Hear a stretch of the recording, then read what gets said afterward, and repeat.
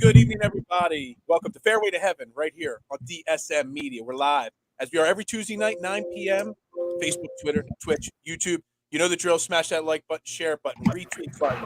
If you want to get interactive with the show, if you want to get your questions asked and answered on the show, best way to do that is head over to the DSM Media YouTube or Facebook page. That's where I can put your golf questions, your gambling questions, anything up on the screen, like these examples I'm putting up here right now. So that's the best place to go for that. I am your host, Phil Stifle, at Beard of Knowledge on Twitter. Make sure you shoot me a follow. The Fairway to Heaven page, at Fairway, the number 2 Heaven _. Sounds complicated. It's not really. Just search Fairway to Heaven. And tonight, my special guest tonight, great guy. You know him. He's the Mr. Rise and Fire himself, Chris Euksuzian, at Chris Ebom. You know him. Chris, welcome to the show. Well, thanks for having me on. This is I've been on the show before. This is my return. Very excited to be back on. Thank you, Phil. I'm really excited about this tournament. It's going to be a crapshoot to say the least, but I think we can find some good spots here. Yeah, I mean this week is always about mid to late March. The Dell Match Play tournament. It's PGA Tour meets March Madness meets Ryder Cup meets a little bit of meets World Cup. A little bit of everything mixed in. But before we get into this week's event, real quick, Chris. Just a quick intro to all the different things. I know you got your website going. You do a lot of different work with a bunch of other sites and radio stations. So why don't you just shout out all the things that you're involved with? Yeah, absolutely. My main site, riseandfirebets.com. You can see all my write-ups for DFS betting, all things betting and DFS. GolfXprt, XPRT. I do write-ups for them as well. It's a brand new site that they really want to get into the golf betting realm, and I'm one of their main writers, so I'm doing that. And I'm a contributor on Fox Sports The Gambler, which I'm going to be on at 10 o'clock tonight, talking with Jansen. More golf as well, man. Can't get enough. It's a little after dark Chris Ebom, so I'm really excited. No, yeah, I mean you're busy, man. You're on my show. Then we started 2 minutes early just to make sure we're wrapped up. I always appreciate it. Get to the Gambler. Dude, I love the Gambler. The work that entire team there. I mean, what's the Gambler now been going on for like 4 years now? Give or take, something like that. Yeah, about 4 years. The amount of work and the growth that site and that radio station has had, it's immense. And they do. You guys got a great collection of people over there. Yeah, it's a big passion for sports betting. We love it. We're big sports fans in general, but our niche is sports betting. So that's what we're proud of. We put our work in, and people love it. So we're all about it. And the faithful fanatics are checking in. I've never bet golf before. Might have to start. This is the week to start betting on golf because, like we said, this is the Dell Match Play event. It's literally 64 the top ranked golfers put into a March Madness style bracket, and it's head to head, winner take all kind of events. So real quick, I mean, I know I'll get into my thoughts in a second on it. What are your thoughts on this kind of a tournament versus the typical golf event that we do every single week? Well, I think it's a good point that the last person was talking about. This might be their first event to bet on or play DFS. I think it's a great one to get into. You don't have to do a whole lot of research for it. Yeah, research always helps, but this is like, you get a lot of fun, a lot of action. I tell people this all the time. Golf is by far the best sport to bet, hands down. You're rarely laying juice. The juice is on your side. People that don't know what the juice is, that's the vig that you're paying to the books. It's actually on your side most of the times. And it's really funny because there might be golfers that are like 9-1, 10-1. And we're like, those odds are way too low. It's just so funny. If you bet NFL, if you got like even money, you'd be extremely happy. But golf, there's always something to bet on. Short game, long game, tournaments, everything else. I'm telling you, people are getting more and more into golf betting, and it's absolutely electric. And it's by far the best sport to rise and fire on. No question. It's the only event you can, or it's the only sport you can bet on. I have a 4 tournament parlay going on the 4 majors. I bet $1 on the 4 major winners, and the payout is $890,000. Exactly. If you bet on 4 football games, you might not get $89 on your $1 bet. You might not get $890 on your $1 bet. If I hit it's insane. It'll never hit, but that's another whole subject for another day. So the Dell Technology Match Play Tournament held at Austrian Country Club, first event down in Texas of the season. I love Texas golf. We get away from that, inconsistent, scary, you never know what's going to happen. Florida weather from that Florida swing. This time of year in Texas, It's not quite 100 degrees yet, every single day, which actually this week it might warm up into the mid 80s. I saw by the weekend. What do you know about Austin Country Club? I know it's a Pete Dye course. It's not a typical Pete Dye course, but it's still got a lot of the same features of Pete Dye designs. I love betting and DFS for Pete Dye designs because I feel like I really do have a good handle on what kind of golfers you need to be playing and watching out for on these kind of designs. But what do you think of Austin Country Club, and what do you know about it? Well, it's a very gettable course. It's a very small course. It's a par 71. The fairways are pretty wide for the most part. They're not like as wide as like the Sony Open, of course, where it's just like the whole entire thing's a fairway. But the fairways aren't that difficult. There's bunkers everywhere for the most part. It can come down to a putting contest, but the approach play, like most tournaments, of course, the irons are very important. What I've been looking at for golfers here is recent approach play, very important. Pete Dye design, somewhat put into it, but for like the older guys, I'm looking at like last 50 rounds when it comes to certain stats like strokes gained approach, putting. And actually, I've been at this event twice, but this was before it was in Austin. It was in 2007 and 9 when it was in Tucson. I'm a Arizona Wildcat, so I had a couple buddies that had corporate tickets. So I used to go. I went as an alum in 2009. I graduated 2008. But I mean, that was a different time. I wasn't analyzing golf like I was now. I was just partying, throwing down beers, passing out on like the 17th green. Is it true that Arizona colleges have some of the best parties there are out there? Oh, yeah, absolutely. And ASU gets all the credit for all the big parties, but U of A is no slouch. That place was awesome to go to school at. Tucson is crazy. It's a border town right near Mexico. I mean, don't get me wrong. I like Tempe to go there because you got Mill Ave, you got the library bar and everything. But Arizona, Tucson, Arizona Wildcats, it's just such a great vibe. McHale Center. I mean, I'm talking crazy right now because my team just came off a big emotional win. But, it's so funny that you do this. And this is totally sidetracking from the Dell Technology, match play event because, Chris, I own a pizza shop. And I talk to everybody that comes in my shop on a daily basis. Sure. We had golf on this weekend. And we were watching the event. A customer comes in and we start small talking about golf. He talks about his son who played, golf in college. He went to a smaller, Division II school, but he was good enough to play college golf. Yeah, definitely. And, when he was in high school, they had been moving around for work a lot. So his dad, as a prize or as a gift, sent him to Arizona State. They had a big golf academy there in the summer for high school kids. So I'm sitting here and I'm looking at this guy, that I'm talking to. I'm thinking about his age and how old his son probably has to be. And I'm thinking about the famous golfer that went to Arizona State that's been in the news a lot, Phil Mickelson. I'm just trying to figure out where the story's going. It's like, yeah, my son, he was a junior in high school, and he goes to Arizona State for their golf academy for a week in the summer. And, they all get paired up and have to stay in dorm rooms with the golfers on the Arizona State golf team. Oh, okay. And he was sharing a dorm room with some guy that he didn't know was going to be famous at the time named Phil Mickelson. Oh, there you go. Pretty wild. Yeah, I was like, hold on. So your son hung out with Phil Mickelson? He's like, yeah. He's like, Phil Mickelson was quite the partier, according to my son, back in his college days. Yeah, I can totally see that. I can totally see that. Oh, for sure. Yeah, I mean, they had some guys, that John Rahm's an Arizona Sun Devil, Arizona State Sun Devil, but actually U of A has a couple golfers that you might not know. Do you know any U of A golfers? You're calling me out on the spot. I would have done research ahead of time on that. No, I like it on the spot. But I got two guys for you. I got Jim Furyk, Arizona Wildcat, and I got Nate Lashley. Those are my Arizona Wildcats. Nate Lashley, obviously not a big name, but Jim Furyk, pretty famous. I should know my Jim Furyk stats because he used to host a golf tournament, a charity event out here in Kennett Square at Heartfelt Country Club. It was just a charity 4-way skins game. Tiger participated in once or twice and stuff. So because he's local to I think his wife. He's a PA guy. Yeah. So somehow he's got family in the Kennett Square region. So I should know my Jim Furyk stuff. So I'm a little embarrassed by myself on that one, but I would not have known Lashley. All right. So real quick to everybody watching. So this is what we got here. We're gonna put it up here. This is how match play works in golf and how the match play tournament works. You got 64 golfers. They invite the top 64 golfers in the world. A couple guys didn't make it this week. Cam Smith withdrew. Sam Burns withdrew. Phil Mickelson's not playing golf right now. So then they just get the next guys in the list to fill it in.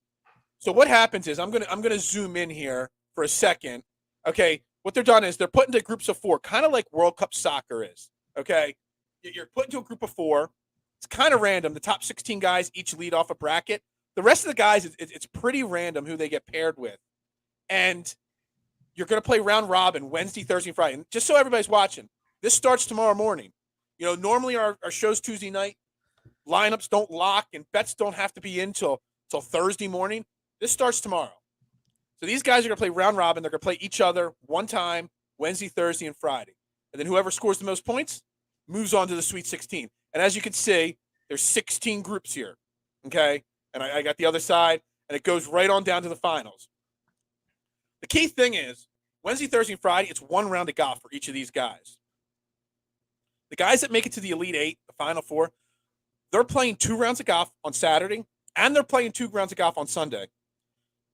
So to me, that's super important when you're picking who's going to win these groups, but also who you're going to pick out of these groups to go to the Final Four, because they're going to have some pretty strong endurance. They're going to have to be able to manage their, emotion. They're going to have to manage so many different things. You don't want somebody that is easily volatile, that can get pissed off and go on a cold streak really quickly. I'm kind of leaning towards Jon Rahm in that sense. You don't want somebody like that that's just going to lose his, thing, because, it could easily unravel. And then the 7 rounds of golf in 5 days is a lot of golf to play. Yeah, I mean, the best thing about this is this course is gettable for a lot of different golfers. You've had guys like Matt Kuchar, Billy Horschel. I mean, these guys, they range for so many different golfers for the most part. Sky Scheffler came really close to winning it. I believe he played Billy Horschel. But really, any golfer has a shot here, and that's what makes it so exciting. A lot of the one seeds typically don't go through that often. I have to look back at my card a little bit. I might have a couple of them that I locked in, but not too many for the most part. But that's funny you brought Jon Rahm up. People have talked about, how this might be an easy round to get him through and everything. But I'm kind of looking the other route here. I'm looking at a guy like Cameron Young, a young guy, if you will. He's actually ranked 2nd in the field in opportunities gained. I think that's an extremely important stat this week, because it's all about putting pressure on your opponent. It's about, get rising and firing, get those birdies, make those putts, having the ability to get those birdie opportunities. And Cameron Young's been one of the best in the last 24 rounds. He's actually ranked 2nd. First is JT, but Cameron Young, I actually picked him as an upset right there. It's kind of a chalky underdog, but you know what? I'm just not going with Rahm this week because I just want to be contrarian to some extent. So that's a guy I'm looking at. So first off, what I did for each group. So I went down before I filled out any DFS lineup, before I made any bets. I looked at each group and I ranked them in the order of 1 through 4, who I thought would win that group. And I had Jon Rahm ranked 3rd in this group.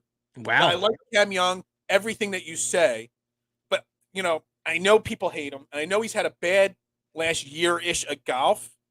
But the one guy that loves match play golf more than anybody, we know his Ryder Cup success. He hasn't had as much success in this event specifically, but he does play well on Pete Dye courses. He likes those narrow fairways. It's Patrick Reed. Yeah, and, and that's again, you say you want to be contrarian against Rahm. I went Patrick Reed out of this group because when you're building your DFS lineups, the first thing that you want to make sure you do is you don't want to bet or pick in your lineup people from the same group. Mm-hmm. And secondly, you want to avoid picking 2 people, even if you can, from these 2 groups in the Sweet 16. So like Group 1 and Group 16, if you can avoid picking 2 people, if you really like somebody in one of those groups, you do that. So I picked Patrick Reed because, I'm trying to be contrarian, like you say. I'm trying to pivot off the Jon Rahm popularity. I actually think Cameron Young's going to be a little bit more popular than you believe, just because of exactly what you said. Yeah, I agree with that. I love in the group below that Brooks Koepka so much because he's just got that big game mentality. And I know his match play stats aren't great, but he's a Pete Dye guy a lot more than you think he is. Mm-hmm. He plays Pete Dye courses a little bit better than people realize. And he can put a lot of pressure on people, with his drive, with his putt, with everything, his whole game. I like Brooks Koepka to go out of the Sweet 16 out of those 2 groups. So I was willing to take a chance in my brackets and my betting on Patrick Reed over Brooks Koepka. Yeah, I really like that. I mean, if you really like a guy on the other side of that quadrant, if you will, I think it's always good to take that chance. I think if you're going to take a favorite like Jon Rahm and have him go up against Brooks Koepka, I think that can only be bad for you at that point. If I was looking at Patrick Reed for the most part, what he did last week, which I think was encouraging, if there are encouraging things about Patrick Reed, he had the T26, but he gained over 1.5 strokes on approach, which I think is a really good sign for him because he's been horrible with approach. I'm literally looking at it right now. I think he's lost on approach like 11 out of 12 times that has strokes gained data. But he had the craziest putter last week. He gained 9 strokes on putting against the field. I know that's not an attainable number, but if he's able to putt really well against the field, that can be pretty intimidating. A good putter is definitely gonna put a lot of pressure on, and it's actually a pretty good pivot. I wasn't never gonna pivot with Reed, but I think he kind of started to turn the wheels a little bit with me with Reed because so you brought up a great point, and I was going to get to the point when we got to a different quadrant. But good putters, and Patrick Reed is not a great putter regularly, but he is right now. He putted great last week. Somebody that's putting well right now, especially on Bermuda, especially in match, it could put so much pressure on your opponent. And I think Patrick Reed, and I brought up, for some reason, we're brought to you by Fantasy National Golf Club, fantasynational.com. They have the best model making tools there are. For some reason, their tournament history doesn't have the 2021 event on it for some reason. I'm not sure why. But before 2021, he made it out of his round and out of his group 5 straight years before that. So he had, at least from 2015 through 2019, he's got the success to win his group every single year. And every year it's different because it's random groups. You don't know who he had to beat unless you really do a super deep dive each year. But he has the success to win his group. So I love Patrick Reed. And then, like I said, even though Shane Lowry is what you basically think of when you think of a Pete Dye guy, I love Brooks Koepka out of that second group. Yeah, I mean, in that group, I love Shane Lowry out of that group. You just talked about him. One of my bets that I love this week is Shane Lowry's plus 220 to win his group 16. I really love that play. I think he's going to get to the final 4. He's a guy I really like in general. So I'll be honest with you. I was playing Cameron Young originally, but I think I might actually play Patrick. I mean, like if I'm going to look for like a pivot for, I have to look at the prices here for the most part. What is Patrick Reed's price right now? Patrick Reed is 7,500, which it's okay. I think it's about fair for him. Cameron Young though is 7,000. So there's only a $500. Oh, okay. So it's a 500 difference. Okay, it's not that much of a difference right there. No, not too much. I was just thinking as far as salaries go and everything like that. I can dig the Patrick Reed little pivot. I never played Patrick Reed in the last whatever months he's been playing because he's been atrocious. One of my favorite golfers, so just so you know, because I love the people that everybody hates, and everybody hates him. So he's a villain, that's for sure. Yeah. So real quick, I panned out because I just want to show everybody the bracket, and I want to, before we talk any more groups, like I said, you don't want people from the same group in your lineup, but really if you want this group here, you only want one guy from there. You don't want more than one guy from groups 9 and 8. You don't want more than one guy from 5 and 8 or 5 and 12. You want to be able to pick guys that have a chance to get through to the Elite 8. And something that I've done this week, and I did it last year, when I don't build as many lineups because I focus more on gambling. I think it's a fun week to gamble. I'm making sure that I'm doing 3 unique lineups instead of, if I do 20 lineups, I got 21 names over all 20 lineups, 120 clicks, 20 names total. And I'm doubling up, tripling up, 10 times up on guys. This week I'm doing 3 unique lineups in the same event so that I got the best chance to have a higher cash. But the key here is you don't want more than, you don't want more than 4 people on the left-hand side or the right-hand side. Ideally, you'd pick 3 guys from this whole group over here and 3 guys from the right side over here. Does that make sense what I'm trying to say? No, absolutely. And I think even simplify even more. At the end of the day, you want 6 out of the Elite 8. That's like the number one goal. So when you're doing that, you can have 4 on one side, 2 on the other. And that's really about it. Your main goal, like if you want to have like the perfect, DFS lineup where everybody tries to attain, you want 6 out of the Elite 8 and then just go from there. And you're good. The way you're saying before, if you're picking group 1, you cannot pick somebody from group 16, but you could pick someone from group 9, you could definitely do that, but you cannot pick somebody. If you pick someone in one quadrant of two groups, you can't pick the other person because you're just going to kill yourself and you're going to be a loser right then and there.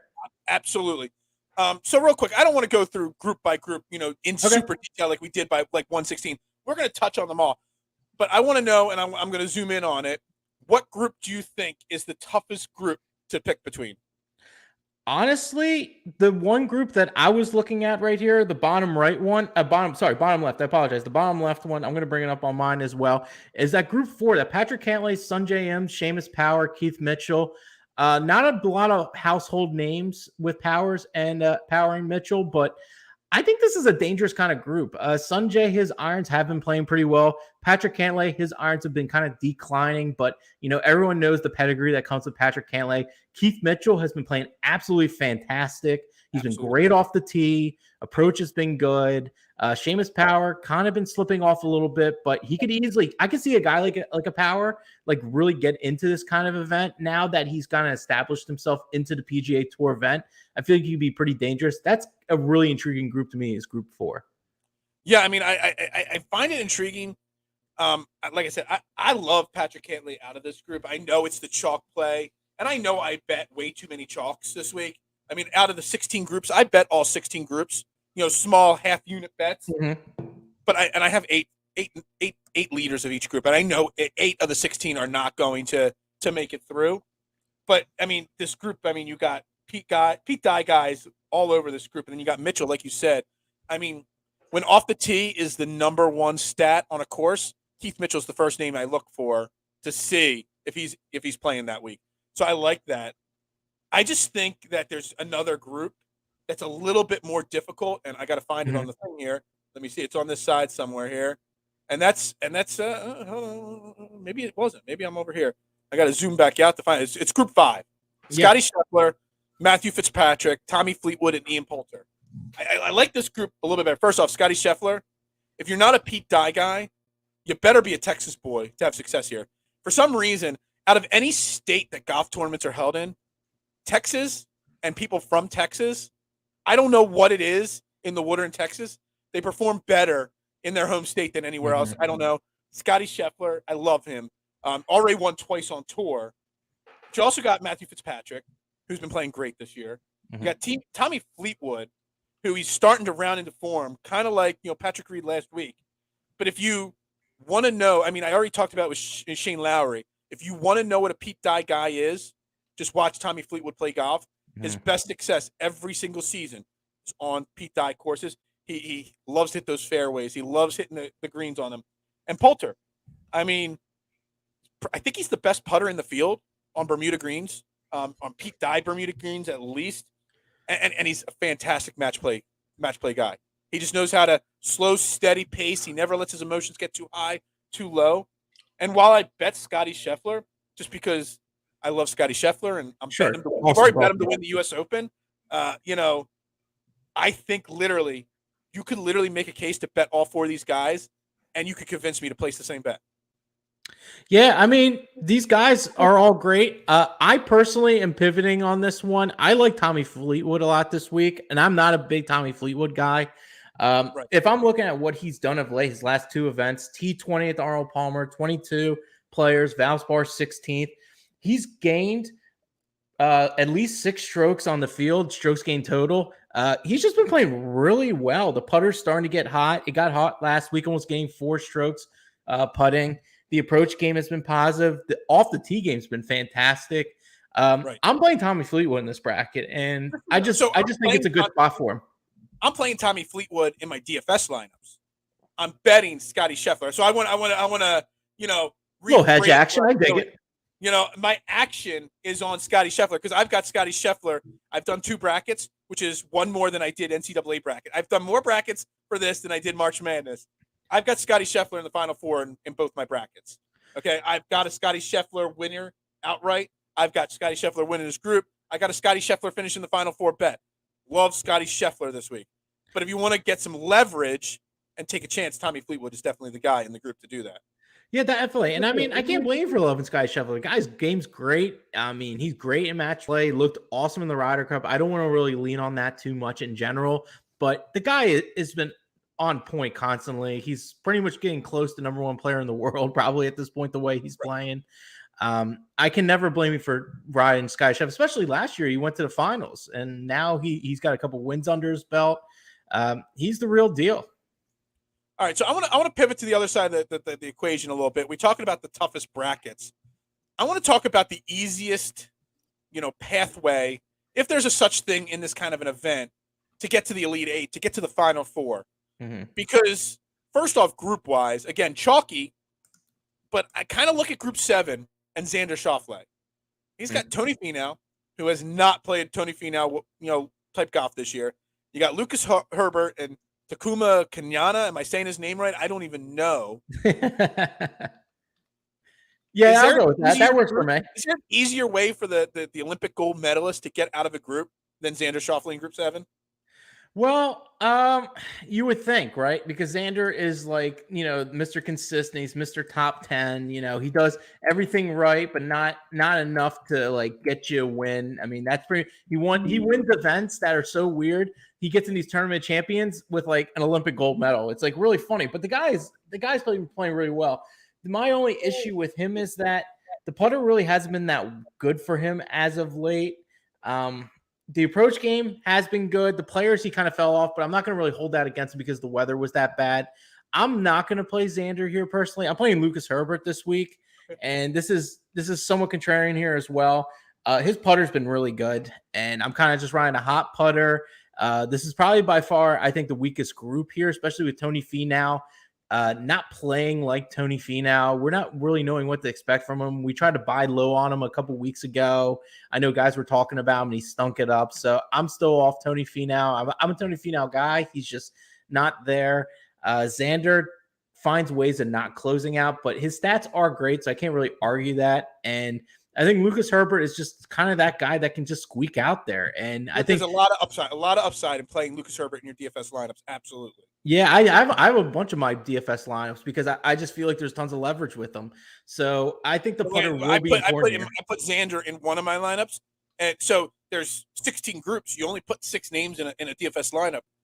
I have Xander in one lineup. I have Herbert in another lineup. So 2 out of my 3 in the 3 max entry, I have Xander or I have Herbert in them because I love that. But also, when you look at it, I mean, the group above him to get to the Elite 8, you got to take Group 10 out. Louis Oosthuizen, I mean, he's played a little bit this year. He hasn't played a lot this year. Paul Casey, another Pete Dye guy, has played well. I'm just not sure if he's got the stamina in match play in this kind of an event. Corey Connors, I love Corey Connors. He's a guy that I can't believe hasn't won more, the Canadian there. And Alex Noren was one of the first bets I made at 55-1. But I think that whole group is beatable. They're going to get a dogfight, those guys. There's a chance that they go to 19, 20 holes on some of those head-to-head matchups. It's going to be a dogfight in that group. So I think whoever wins Group 7 has an easy pathway to get to the Elite 8, which then for DFS purposes is fantastic. Yeah, I mean, I get what you're saying. You think it's going to be a dogfight with them and everything. Corey Connors, his putter just stinks, and that's pretty much what it comes down to. That's what really holds him back at the end of the day. I actually love Alex Noren in this spot. I have him going really deep. I actually have him going to the finals. I really love his play. I'm huge on Noren this week. Approach game, putting, tee to green in his last 6 events can rival anybody in the entire tour. He's been fantastic. He's been averaging 4 strokes gained tee to green against the field in those events. In his last 24 rounds, he ranks inside the top 20 with approach.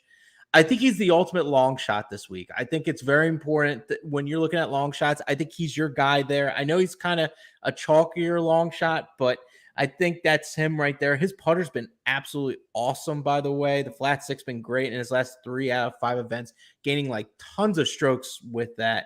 And for the top bracket over there, it's really not murderer's row. Group 15 is very soft.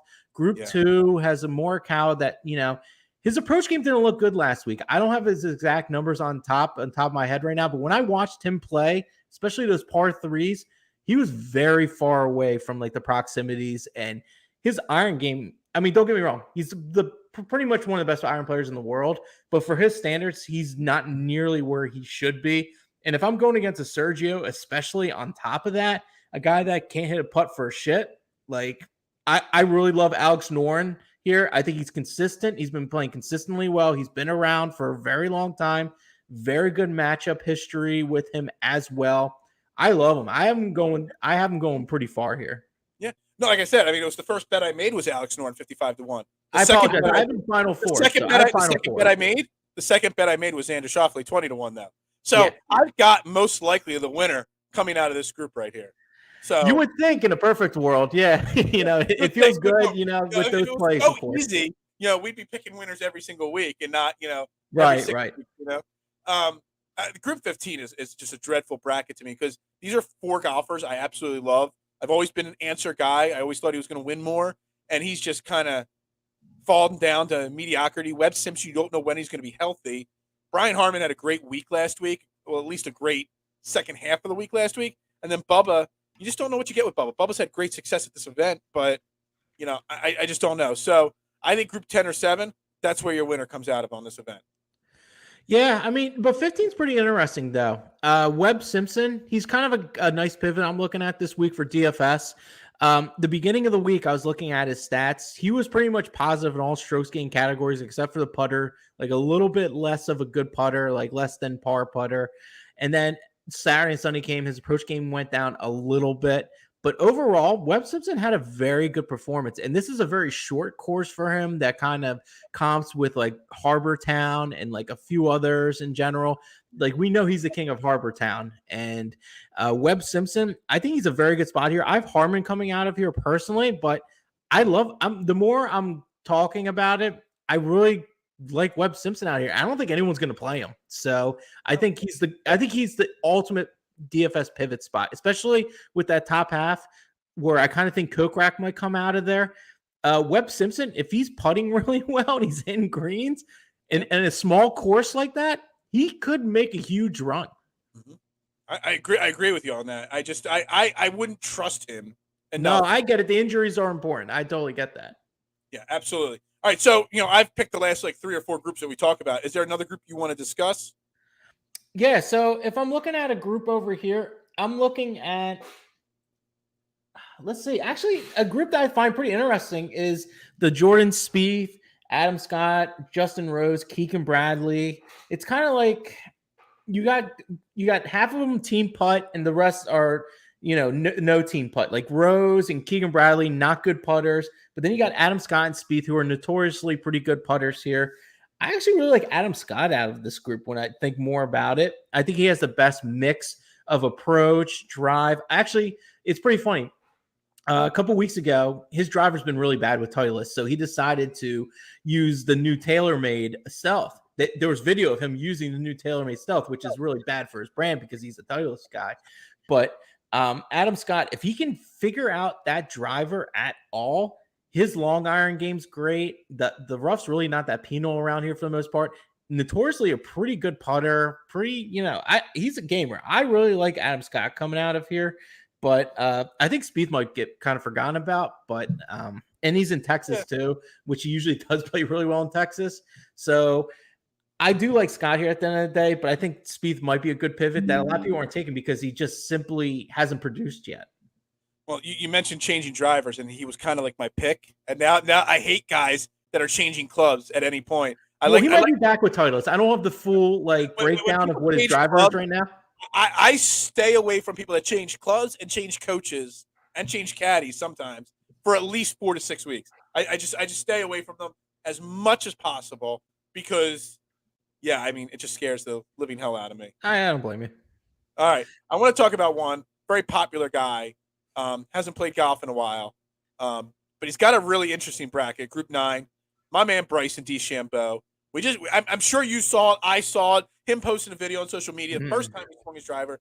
People don't realize this. Everyone thinks of Bryson as this bomber, but Bryson's actually a really good Pete Dye guy because there's a lot more to his game than just the bombs. He's a great putter actually, and you have to be a great putter in match play. You've got to be a great putter at Pete Dye courses.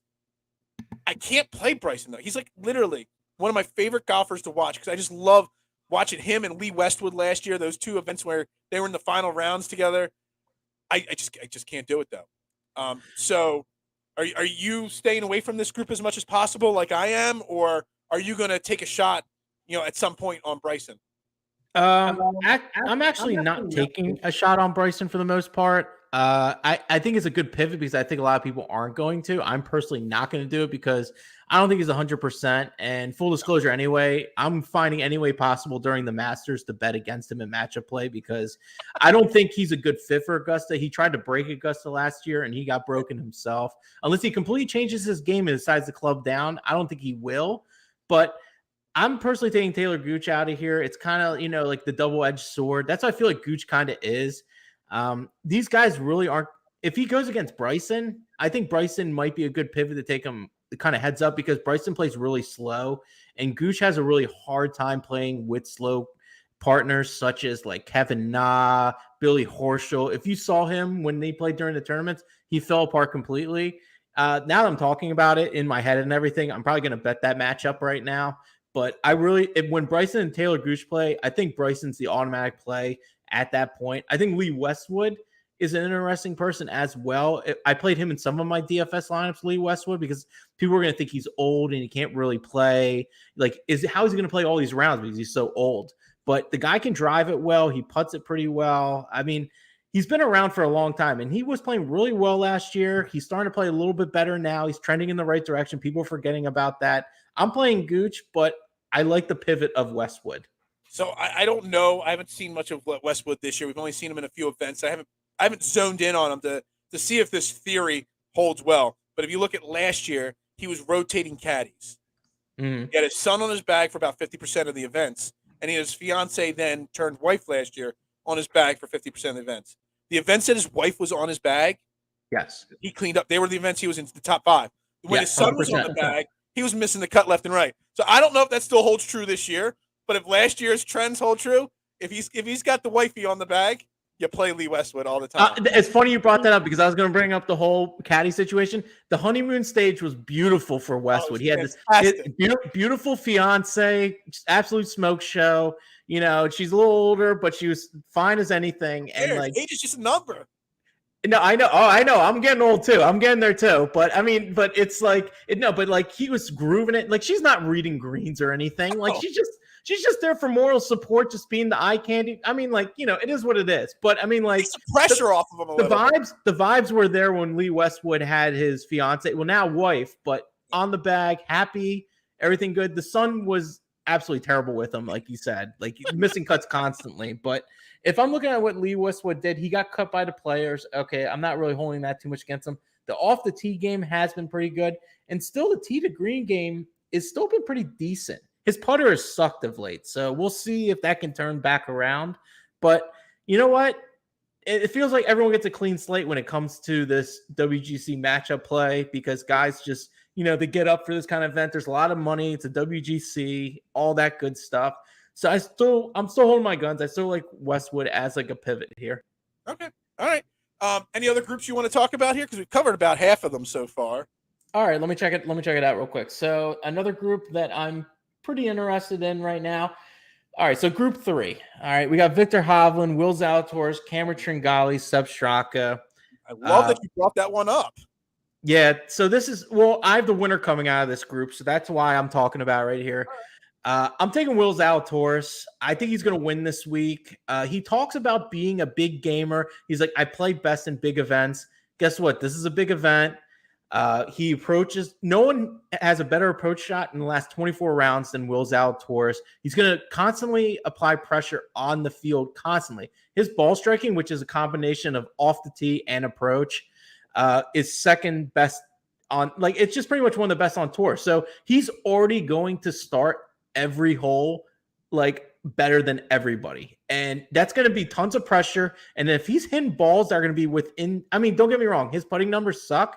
But the reason why his numbers suck is because he's missed those small putts. Around that 10-foot range, he's been money. He makes those a lot. So it's like his approach game's so good. It gets so close. He gets the yips a little bit. But I'm not worried about that. I think it might actually put a little fuel in the fire this week because Hovland was talking about, I'm going to have him hit every putt pretty much, he said. He didn't say exactly Zalatoris, but he's just like, everyone's putting. And I know where he was getting at. So I love the mind games. We didn't talk about the mind games in match play. That's good. No, that's not good. You got to putt it. You don't got to putt it. I love love the mind games in it. Look, I bet Will Zalatoris to win this group. Me too. I love it. But I did bet my longest long shot out of this group as well. And that's Sepp Straka. 90-1 to win. Let me just give you some things. First off, he won the Honda. Everyone knows that. 9th at the Players, 15th at Genesis. Never played this event unless he played last year. I don't have last year's numbers. In his last 24 rounds, 8th in short game, 3rd in putting. Okay? That's important there. Off the tee, 28th. That's middle of the pack. But at 90-1, middle of the pack is really good. And on Pete Dye courses, he's only got 20 rounds, in the last 50 on Pete Dye courses. Again, 15th on putting, 24th off the tee, 30th short game. The kind of numbers that make a 90-1 odds and 7K on DraftKings, worth a shot. If you want to take a long shot, Sepp Straka is a guy. And if you look at it, the long shots that win, I mean, they come out of nowhere. They're not the guys that people are talking about. Sepp Straka is a guy that I would never bet him to win this group. But as a long shot, why not? And, I mean, I don't really like the group above. I think if Will Zalatoris wins this group like we think, I mean, he advances to the Elite Eight because the group above him, while it's good, I don't think anybody in that group could beat Will Zalatoris either. But I also think Sepp Straka, if you put him on your DraftKings lineup and he comes out of this group, he can easily beat Joakim Niemann, Kevin Na. You could get in Kevin Na's head more than anybody. Russell Henley is a great match play guy. Maverick McNeely wasn't in the event till 2 days ago. I love Group 3 as having someone that goes to the Elite Eight. Yeah, I mean, if you are all about the putters this week, Sepp Straka is your guy. I mean, the players six strokes above the field in putting, over 2 at the Arnold Palmer, over 6 at the Honda, over 4 at Genesis. I mean, if you really feel like the putter is going to be the number one thing this week, and no one's been better with the putter in the last 4 weeks than Sepp Straka, he is that kind of guy. I don't blame you for taking him for 90-1. I mean, the odds are great. So if you lose, it is what it is. It's still 90-1. As far as like the betting plays goes and everything like that, I do have Will Zalatoris is my favorite out of that one. And he is currently, I got him at 50-1 on Bet365. So I locked that in. So 50-1 with Zalatoris. I really like that. But Sepp Straka, I mean, the putter's been hot. Is it going to cool down? I'm not sure. Has it? It's been really good. So, you got to be able to putt pressure on. So, for a long shot, Sepp Straka is a good little pivot. Yeah, no, absolutely. Yeah, it's different. It's interesting. It's different. Like I said at the beginning, putting, I think, is cutting very heavily this week. Mm-hmm. Yeah, I mean, it's a good pivot. I'm really big on Will Zalatoris. I mean, Victor Hovland, a lot of people are going to play him, and I get it, rightfully so.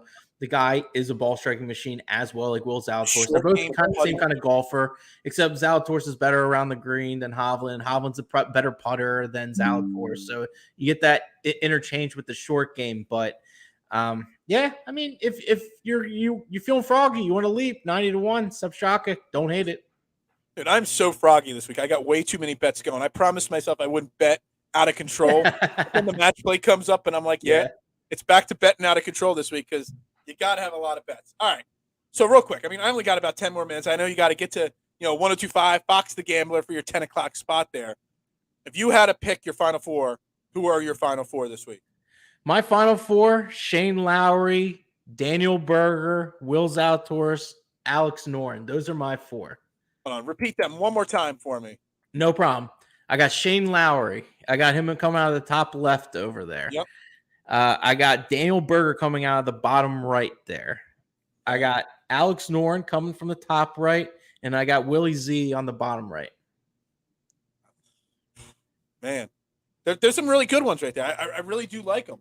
Yeah, I mean, we didn't talk about him that much, but Daniel Berger, he's like kind of the king of like the short course, use those long irons when need be. Very intimidating putter. Was great on the Ryder Cup. I hate to say it again, but I mean, he's a guy that can thrive in this kind of atmosphere. He kind of had some funky situations with the Honda falling apart there, and then took time off, played the Players, got in some bad, weather situations, still finished very strong. I don't think people are talking enough about Berger. I think this is the perfect course for him. He's my second outright bet I have. I believe I got him at 29-1. So that's where I got him. He's my second outright. So I'm really high on Berger this week. I think it's going to be him or Zalatoris. Okay. All right. I got a different Final Four. And, first off, I got 6 outright bets, which is a lot for me. I know there's only 64 guys in this event, but I got Xander. I got Brooks, who I mentioned. I got Noren and Straka, as I mentioned, and Patrick Reed. I also have Dustin Johnson bet because, again, he's a guy, he hasn't played great, but he is a former world number 1. He's got a really, I don't want to say easy bracket, but Matt Wolff, Mackenzie Hughes doesn't scare me. Matt Homa could take it to him maybe, potentially. But if he gets out of Group 8, is he going to beat Taylor Gooch with Bryson? Sure. Then he's got to go up that. If my dream scenario for the Final Four in the Elite 8 would be Dustin Johnson versus Brooks Koepka. I would love to see that.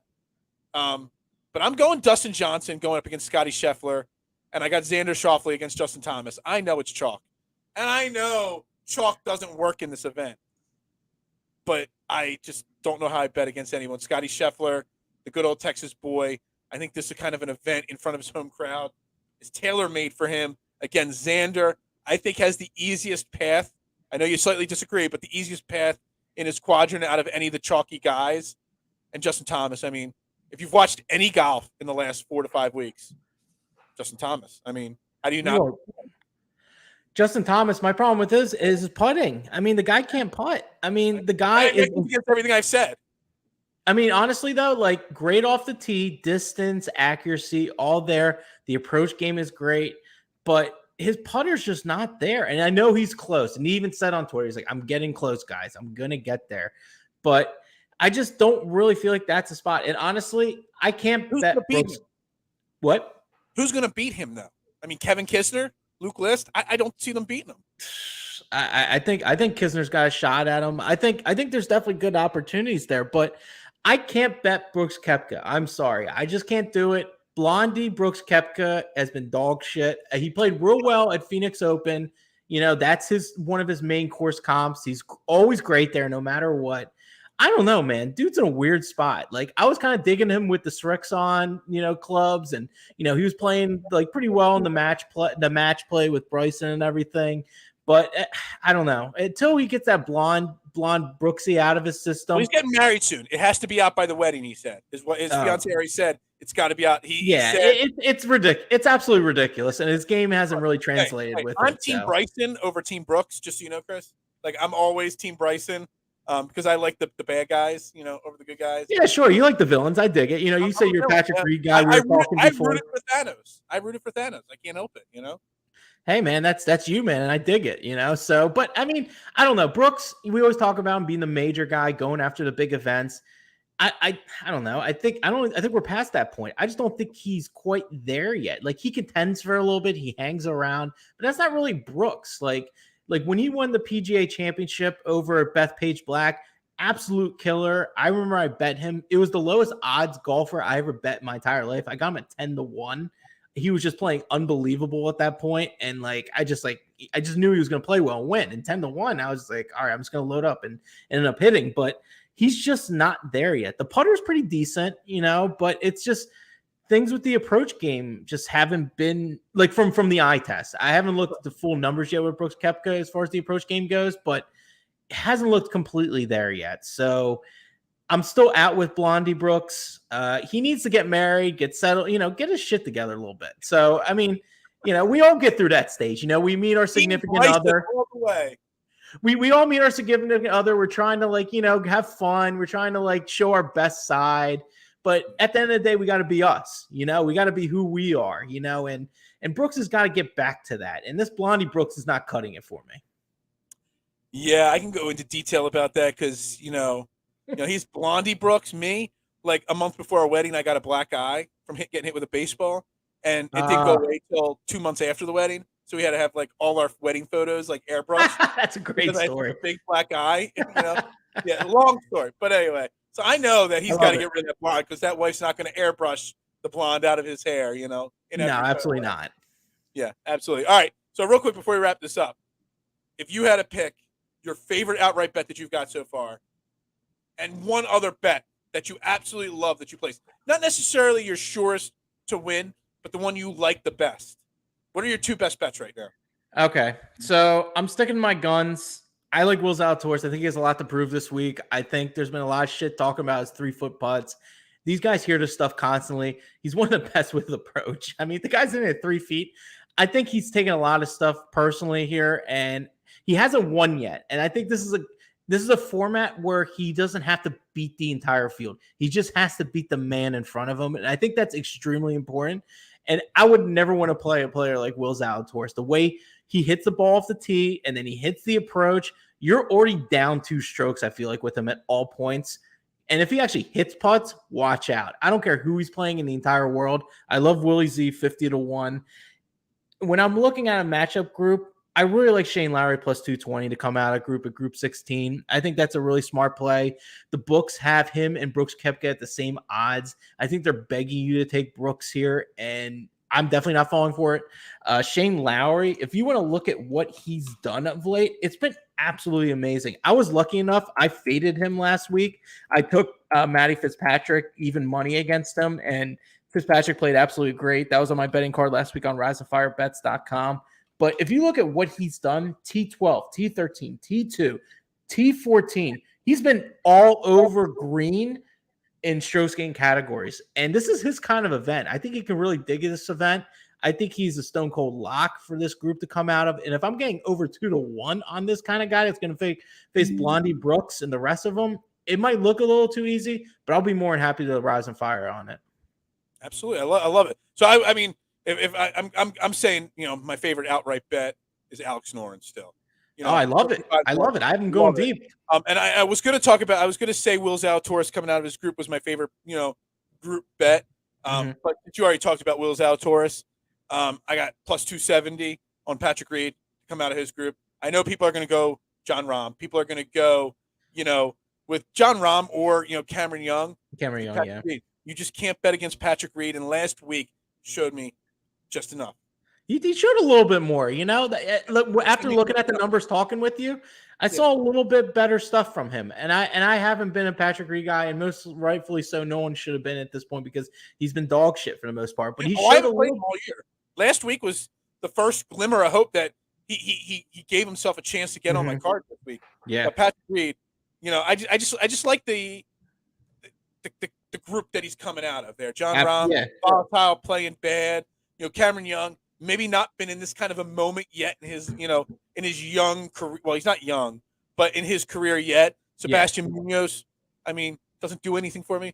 So since you talked about Willie Z, Patrick Reed, and of course Alex Noren to win outright, they're my 2 favorite bets for sure. Would you get Alex Noren to win outright? 55-1. Oh, okay. That's a little low for him. That's actually, when I think about lines and everything like that, 55-1 is kind of a low line for him. I thought he would have been a little higher. I thought he would have been around like 75, 80-1. I was really busy at work this week. I got a really late start at researching and looking at the lines. I didn't start doing any prep for tonight until about like 4 o'clock today. So maybe that line was a little higher, and then as more people start to bet it, maybe it came down. But honestly, though, I think that's a good sign. I mean, a golfer like that who's been playing pretty well, not a household name, 55-1. I think that speaks volumes. I think he's going to make some noise. I have him going to the Final Four, losing to Will Zalatoris. I'm super high on Alex Noren. One of my bets I have on Rise and Fire Bets, I have him to finish top 4 for 14-1. I really like that bet a lot. That's one of my favorite top 4 finishes. I have him 14-1. I Berger plus 650. Will Zalatoris plus 750. But I love Noren 14-1 top 4. I'm all for that. I might have to look for that one. All right, so real quick, again, thank you to Chris. I can never get your last name. Euksuzian. It's okay. Euksuzian. I can never get it. It's a tough last name. It's tough to get off the tongue. It doesn't roll smooth as no, it does not roll smooth as Chris Ebom does. Okay, yes. From riseandfire.com, Fox the Gambler, and GolfXprt. Yes. They're the 3 things that you're working with. Riseandfirebets.com. Riseandfirebets.com. That is the number one because that's your website. That's where you're doing all your great article work. Hey, Chris, thanks for coming on again, man. I appreciate it. Hey, I appreciate it, man. Thanks for getting me out of the cellar of writing the whole time. Honestly, I love being on video content. I used to have my show. But it's great to be on here again, once again on Fairway to Heaven. I absolutely loved it. Thanks for having me on. I'll be on We're again. gonna get you on again once we get back to a normal, typical DFS week. Perfect, and I can get really nerdy with stats all day. Because that's my wheelhouse. The betting, isn't my wheelhouse. That's why I got the best better out there in Chris Euksuzian. I didn't have to waste my breath trying to say your name there. Nah, exactly. Make sure you give him a follow. Make sure you give me a follow at Bearded Knowledge. Shout out to our sponsors, Manscaped at manscaped.com. Promo code DSM gets you 20% off and free shipping. FantasyNational.com for their model making tools. And you know what? They're not a sponsor of the show, but I use Rick Run Good's spreadsheet there on the entire show. So I might as well shout out Rick Run Good, the absolute best podcaster. I absolutely love his podcast. Mm-hmm. I watch his DFS preview every single week. It's my number one. So a free plug to Rick Run Good there. Mine as well. And like I just learned before the show, he's a Philly product. I didn't even know that about him. So shout out to him. Maybe I'll luck into him someday coming on this show. Anyway, this is Fairway to Heaven every Tuesday night. I'm going to do a special episode tomorrow night. No set time, approximately 9 o'clock, because I'm a degenerate DFS guy. And you got the Punta Cana, event going on down in Mexico. I am going to break down the DFS lineups for that Punta Cana event tomorrow night at some random moment, sometime 9 p.m. Approximately. Make sure you're following Fairway to Heaven, DSM Media, myself, at Bearded Knowledge, and of course, my guest at Chris Euksuzian. Let's cash some tickets this week, Chris. Yeah, absolutely, man. Let's go make that money, man. Let's rise and fire. Rise and Fire. I love Rise and Fire. I love that name. It's